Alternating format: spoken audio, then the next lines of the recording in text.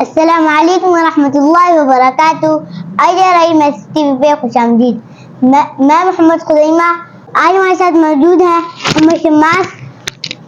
हमें क्या बताएं? अस्सलाम वालेकुम वरहमतुल्लाहि वबरकातुह। आज मैं आपको बताऊंगा आग के बारे में। आग में अल्लाह ताला ने दो हिस्से बनाए हैं जमीन पे। एक हिस्से में खुश्की और एक हिस्से में पानी रखा है। आप हमें बताएं कितने परसेंट पानी है और कितने परसेंट खुश्की है? 71% पानी है और 29% खुश्की।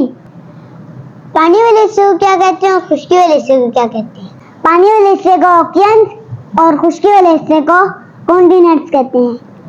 कॉन्टिनेंट्स कितने हैं? कॉन्टिनेंट्स 7 है।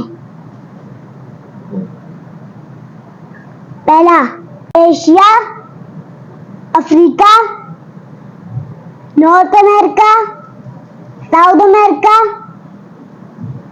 Antarctica, Europe, Australia.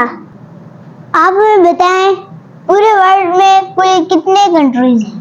पूरे अर्थ में 195 कंट्रीज हैं। आप हमें बताएं पूरे वर्ल्ड में बिग सिटीज कितने हैं?